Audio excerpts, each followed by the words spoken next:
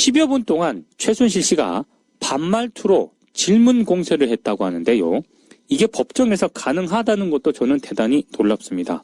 보통 이렇게 하면은요, 재판부에서 강력하게 제지하고요, 재판에도 불리하게 작용을 하기 때문에 변호인이 이렇게 못하도록 합니다. 그런데 법정에서도 안하무인이었다는 그런 얘기가 됩니다. 고영태 씨가요, 어제 헌법재판소 탄핵 심리에서 제기된 최순실과의 불륜설에 역겹다 이렇게 격분을 했고요.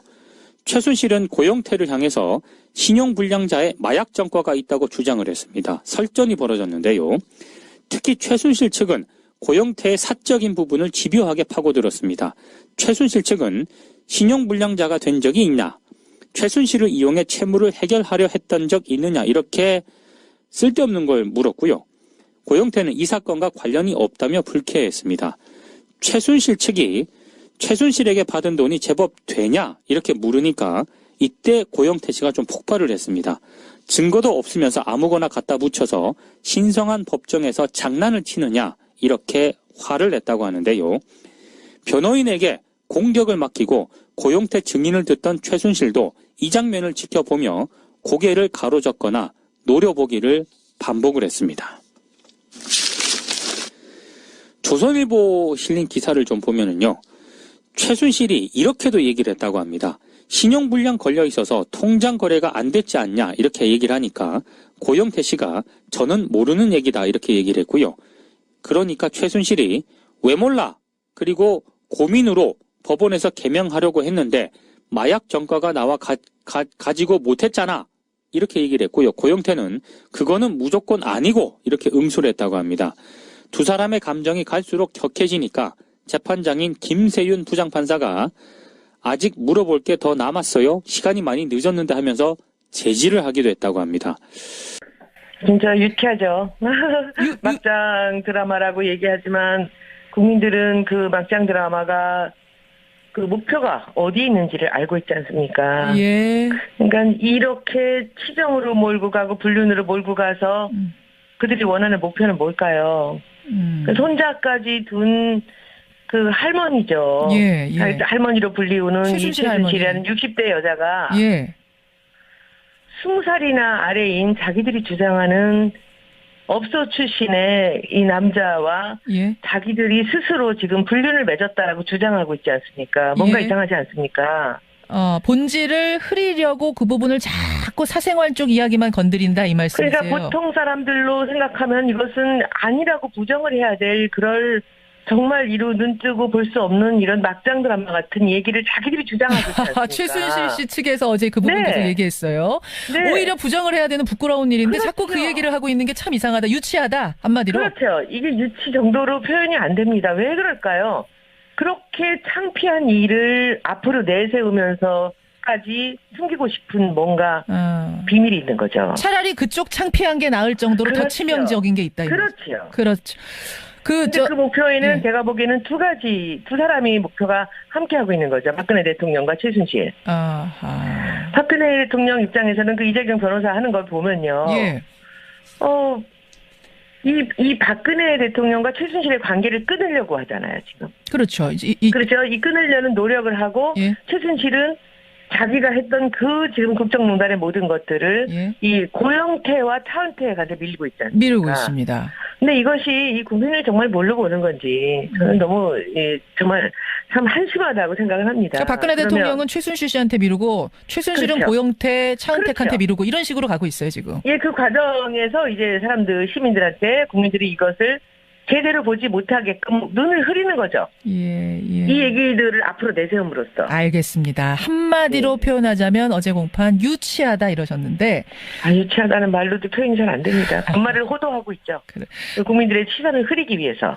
그래서 계속 불륜과 이 자극적인 이야기들을 끌어내서 이 실제로 이 안에 있었던 사실에 대한 얘기들을 꺼내지 못하게, 알겠습니다. 그걸 기억하지 못하게 하는 거죠. 손혜원 의원을 저희가 오늘 모신 이유는 고영태 씨하고 계속 연락을 주고받으시면서 접촉을 유지하면서 이런 걸로 제가 알고 있어요. 그건 아니고요. 노승희 씨하고는 계속 연락을 유지하지만 고영태 씨는 단 한 번 아, 그러셨어요? 네, 노승희 씨가 데려온 밖에는 없습니다. 아, 그러시군요. 그렇지만 관심을 가지고 계속 SNS를 통해서라든지 뭔가 관심을 촉구하고 계시는 분이어서 제가 오늘 모셨는데. 도와줄 수 있는 게 있다면 제가 도와야 된다고 생각을 하는데 본인이 겉으로 나타나지 않으려고 그러고 좀 피하려고 하는 그런 지금 상황입니다. 그래요? 왜 자꾸 2달 동안 잠적해 있었던 것도 그렇고 왜 이렇게 피하려고 도움 주려는 사람도 좀 피하려고 할까요? 아, 왜냐하면 너무 많은 걸 알고 있겠죠. 너무 많은 걸 알아서? 이 국정농단에 있어서 최순실에 대해서 너무 많은 A부터 G까지 모든 걸 알고 있는 사람은 저는 고영태 씨라고 생각을 합니다. 어제 그래서 저 증언대에 서가지고 그거 다 털어낸 거 아닙니까? 아, 그건 저는 뭐 빙산의 일각이라고 생각을 하고. 아, 어제 털어낸 것도 빙산의 일각? 그럼요. 훨씬 더 많은 거를 알고 있는 사람일 것입니다.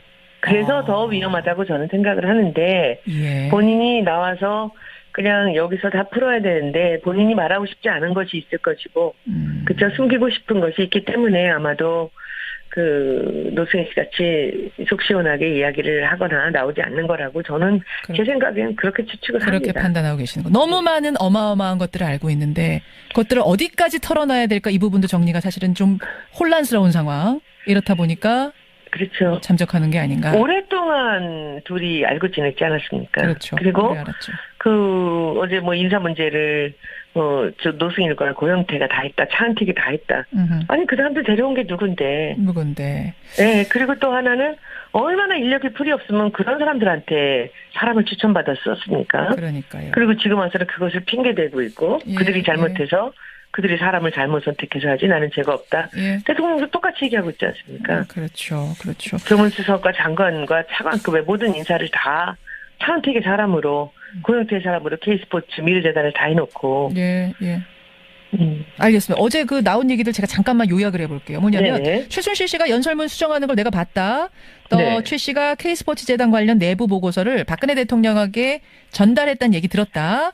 또 대통령이 나 바쁜데 자꾸 부른다면서 청와대 갈 때마다 최순실 씨가 짜증을 냈다 이런 얘기도 했고 최순실 씨 뜻대로 인사가 이루어지더라 예산이 짜지더라 이런 얘기를 털어놨습니다. 이거는 카더라 통신이 아니라 본인이 직접 겪은 걸 어제 털어놓은 거거든요. 그럼요.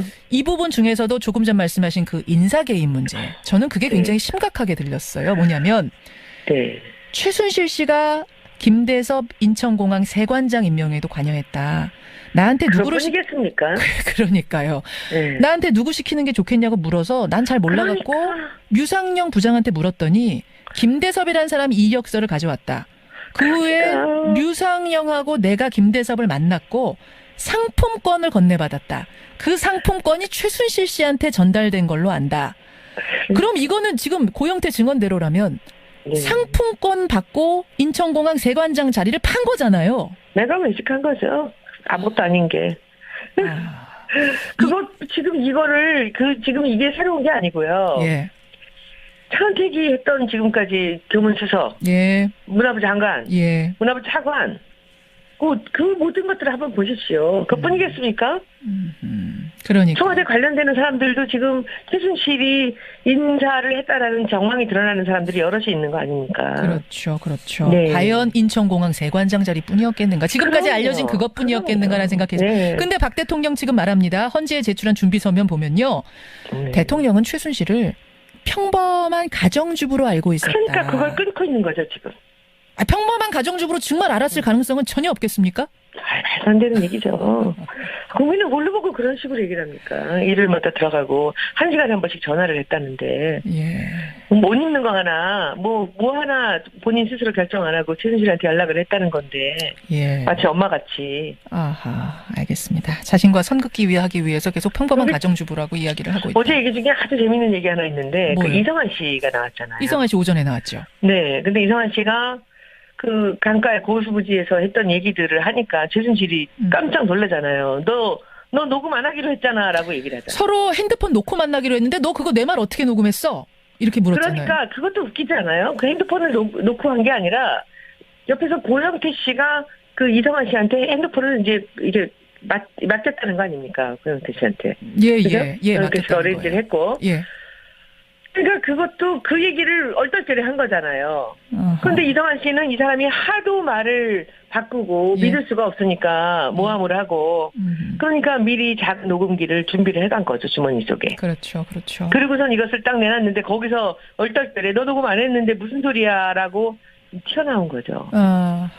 그 부분도 참. 그리고 국정농단에 지금 관련이 된 사람이 고영태를 앞에 놓고 그렇게 둘이서 이랬느니 저랬느니를 자기가 직접 물어본다는 게 얼마나 창피한 얘기입니까? 그 얘기가. 참 어떻게 보면 코미디 너 무슨 같은. 뭐 여자 관계 있었어? 뭐 너 신용불량이었잖아. 내가 집 얻어줬잖아. 뭐야 그건 도대체? 예. 그게 뭐예요? 거기서 그 얘기를 왜 합니까? 알겠습니다. 얼마나 급했으면?